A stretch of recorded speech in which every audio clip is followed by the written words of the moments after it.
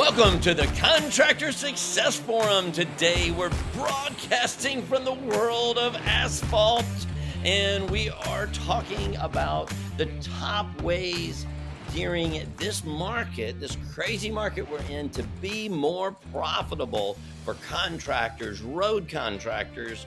There's a lot of the specific conversation, but this will probably apply to just about everybody. But as we are at the World of Asphalt, we are talking specifically about those tips for the road contractors, which I think almost all of them apply to everybody in the contracting world.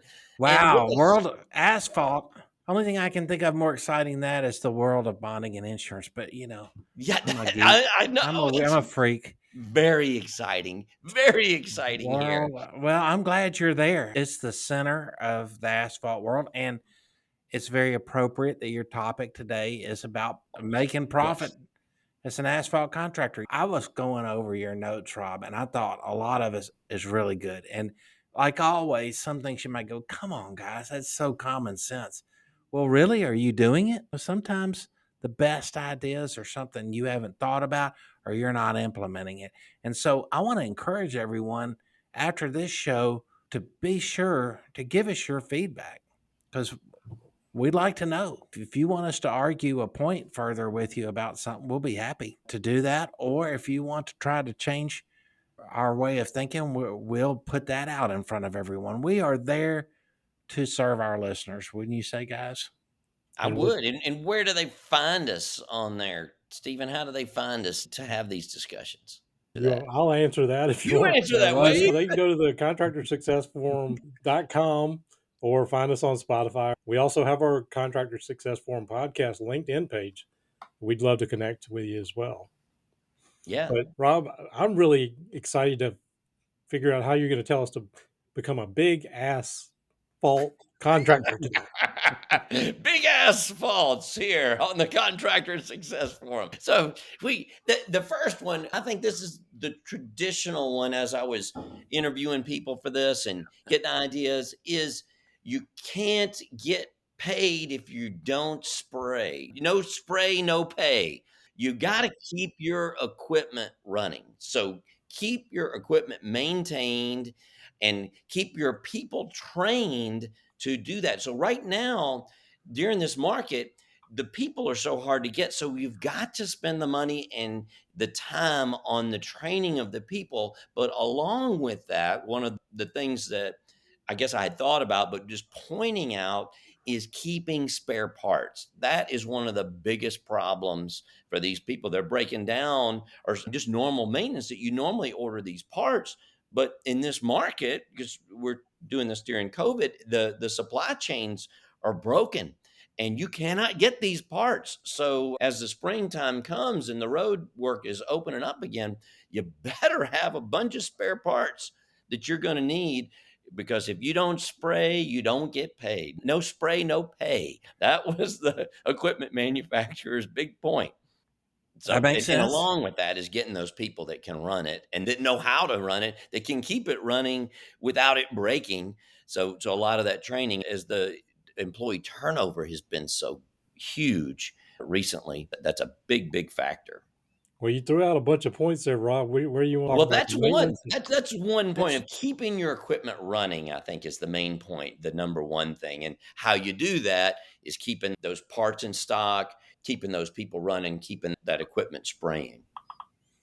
So, yeah, I think a lot of people in this industry there is some seasonality, but in your downtime, you really got to work on that maintenance. I've seen it time and time again that people want to put off spending money on these things. And as you said, sometimes it is hard to get these parts. So pay attention, look ahead, I guess I would say. And I think this first point is the productivity. This is the main one that most people actually think about. And some of the other points I'm looking forward to talking about are some of the things you may not think about or be as conscious of it, because this market's a little bit different. The second point that I was talking to you about, Wade, was watching your job costs carefully as these prices are going up. Do you want to speak about that a little bit, Wade? This is right in your wheelhouse. Well, yeah, across all industries, we're seeing price spikes and all kind of stuff. And I'm guessing in the asphalt industry that the cost of oil and gas right now is heavily playing into what they're doing, as well as making sure the equipment is running properly. But I guess the point when we were speaking last week about it was the WIP schedules, because people are not factoring in the fact that, number one, the costs have gone up. And so maybe, they got more costs in it than they expected, but their cost to complete has gone through the roof.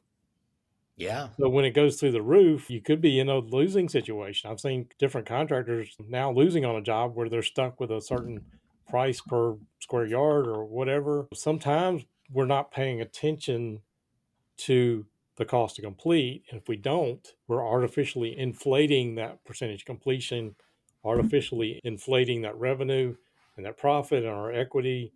But then a year down the road, when these jobs don't come in like they expect, Stephen would probably be losing faith in the contractor's ability to estimate Yeah. when they see these bad job fades. One of the points, as I've learned from you guys in this show, in some of these classes that Stephen and I have taken together, when you're talking about the inflated work in process, I don't know how many people understand that those costs can really throw your reports and your percent completion, because Wade's talking about it like we all understand, because he understands this so well. But you got to take those WIP reports and adjust them for how much you're over, so your percent completes are actually correct, because of the way that percent complete is done based on our costing. So when your cost is done more, then your percent completes off as well. And so you keep those adjusted in there to make your bonding guys happier up front. It may not look as good right now, but you don't want to have a big surprise. If you want your bonding guys, let them know now. The earlier, the better. And they'll understand this, because at least they will know that you understand what's happening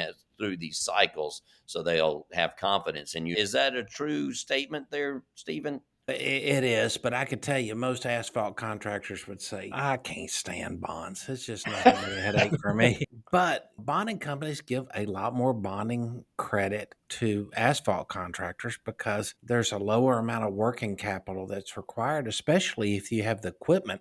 They got to take your what they call off the books net worth of your construction equipment that may be depreciated off into account for underwriting an asphalt contractor. So why is that? And why do bonding companies want to know this? It's not to be a pain in the butt, it's to know how you're doing.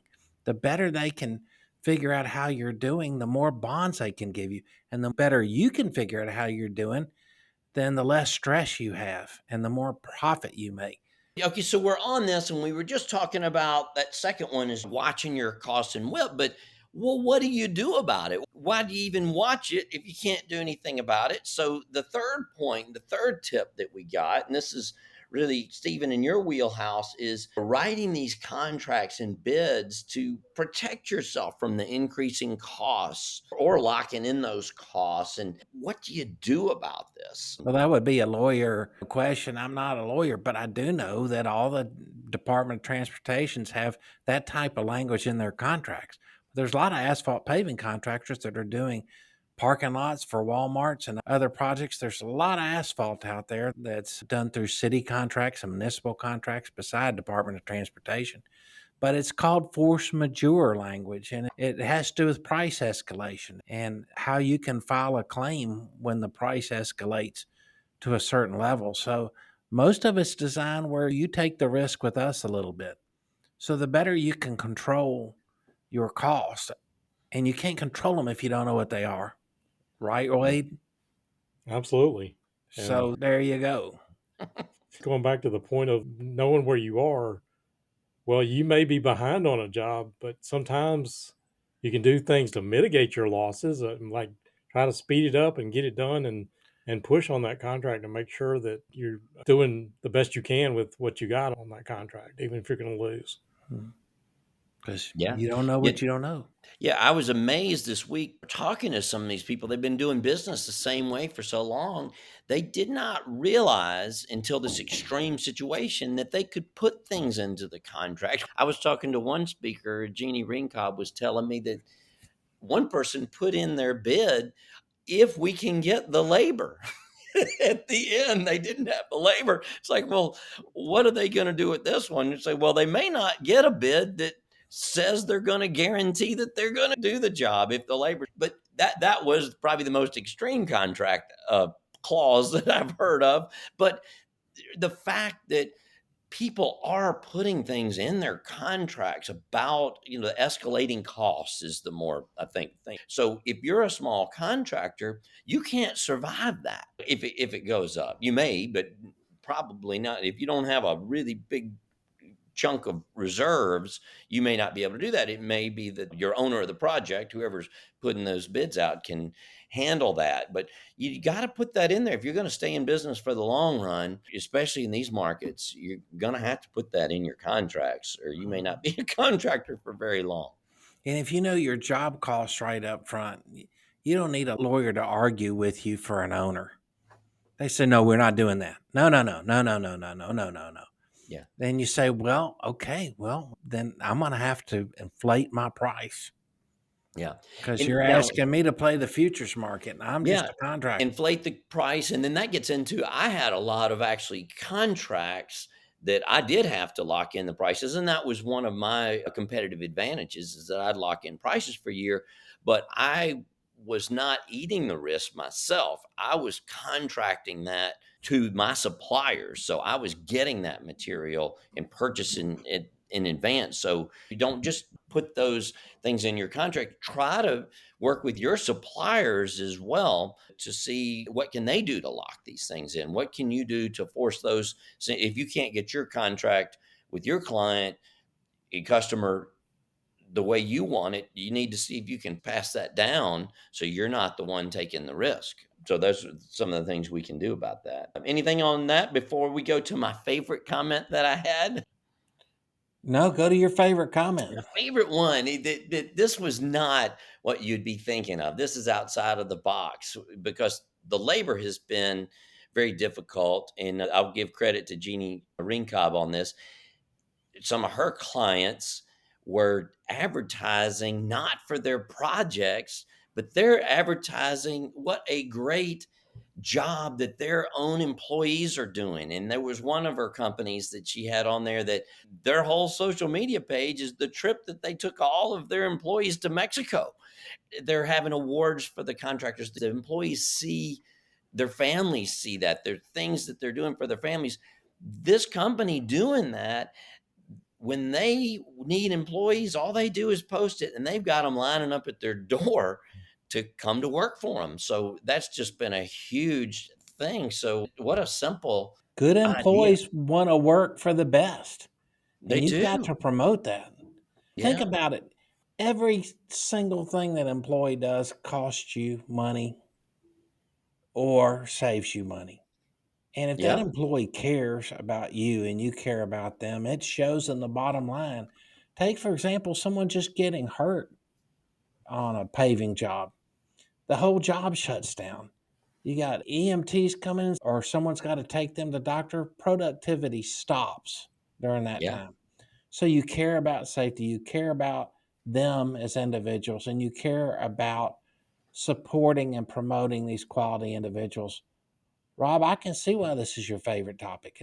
Yeah. He was so outside the box. That was why that one hit me. I was not expecting that one. So, Well, I guess I can see it because I've had a rash of contractors asking me, how can I implement like a retirement plan or get health insurance for my employees now?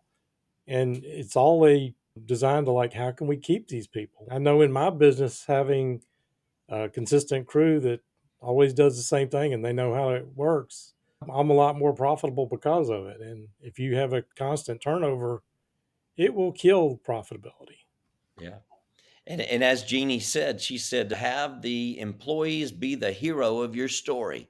So that was their storyline. I think they get it from the story brand. But yeah, have those employees be the hero of your story on the social media. I didn't mention that I had stolen that comment from Brian Horner of Etnire Equipment, because he was saying, if you don't spray, you don't pave, or if you don't pave, you don't get paid. So no spray, no pay. So the same thing with those employees, because you can't be doing it if you don't have anybody to operate it. So you're saying you need to spray the employees? Yeah, I right. lost that. Yes, I right. lost- We go down to Sam's Club Hopefully and you're get this. spraying the roads or the pavement. Can we get this spray at Sam's Club? Yeah, yeah. Get that Maybe it's Sam's stay, contract. not That's an inside spray. joke. All You're at the right, world so of asphalt. There's all kinds of allusions there. So, but it is great, and I'm glad we got to learn so much here at the World of Asphalt, and here on our show, the Contractor Success Forum, bringing you ways to be more profitable with your asphalt. That's what we do on the Contractor Success Forum. So come back and see us. We have Stephen Brown, McDaniel Whitley Bonding and Insurance Company. We have Wade Carpenter, Carpenter and Company CPAs. And I am Rob Williams, Irongate Entrepreneurial Support Systems. All of our information is at the contractorsuccessforum.com, or check out the Contractor Success Forum on LinkedIn and ask your questions and give us your favorite tip for profitability. See you at the next show.